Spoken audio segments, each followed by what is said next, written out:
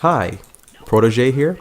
Um, League analyst, currently looking for academy team positions for assistant coach or assistant analyst.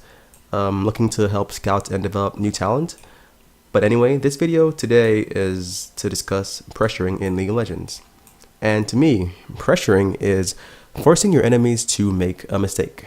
And a lot of this is very psychological in a sense, where you forced, like, you give them a lot of options, you give them a time limit, and you give them a lot of variables, and you tell them there may or may not be a consequence. And the chance, or the odd is, or the chances are, the odds are they'll make a mistake doing so, right? The same thing with tilt is people get frustrated and they make mistakes.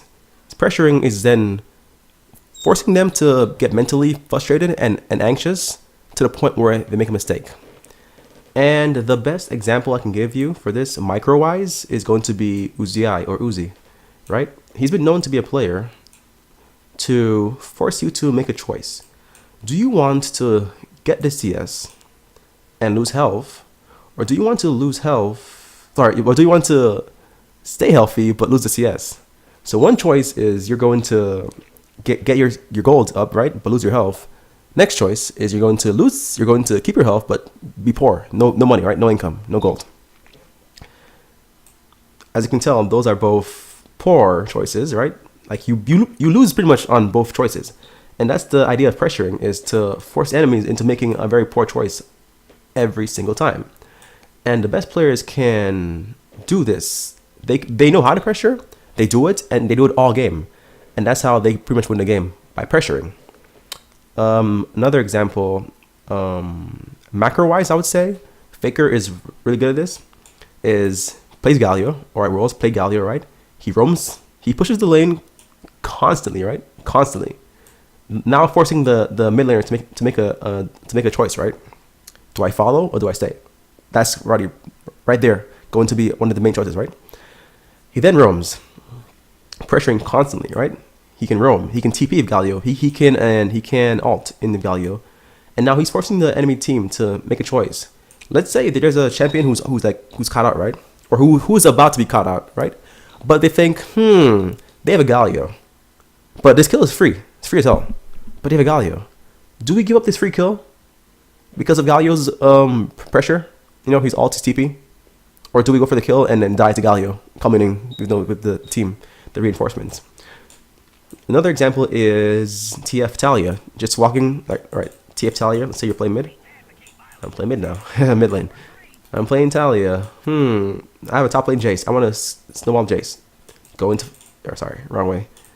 Go to the fog of war. And now this guy pings, missing. Oh, he's not here. But Jace is not gonna listen. I'm ulting mid, top lane. Boom. Now I got kill him. I pretty much killed him. Top lane now. Or what happens is, right, if let's say he didn't die to me, right? He backs off. He says, oh no, Kled's missing. Backs off. Now I'm gonna miss gold and EXP because of Kled missing. Pressuring. Another example I can give you is Jace, Huni's Jace at Worlds, where what Huni does is Huni picks Jace into players who are not that confident against him. They pick Maokai and tanks against him. What happens is eventually they get to the point where it's a choice, right? Do they stay in lane, be useless as a tank, right? Because they can't stop Jace, and watch Jace take the tower, or do they leave lane in hopes to make a play, lose the tower, but in hopes to make a play against the enemy team? And in all honesty, most of the options here are poor. And only the best players can really abuse their TPs and their flanks on tanks like Maokai and Cho'Gath and stuff to make it worth, to the point where Jace spitting is not really a problem. And that's why SKT used the Jace pressure every single game pretty much at Worlds to get to the finals, because it's so easy, so simple, so smooth. Much wow. One last pressuring point I want to bring up is junglers.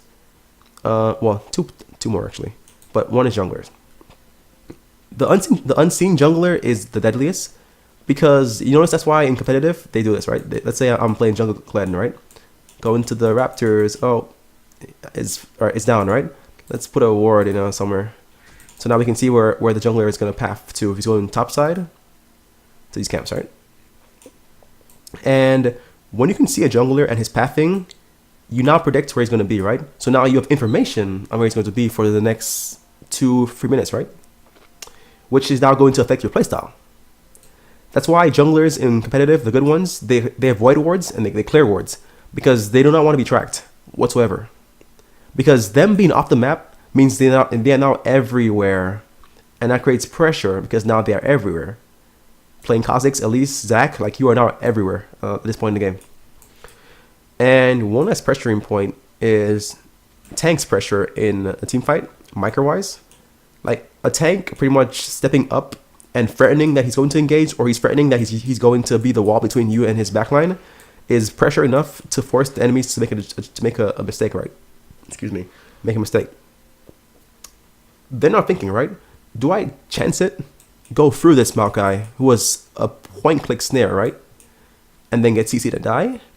Or do I let his bad ADC miss position and do dumb shit?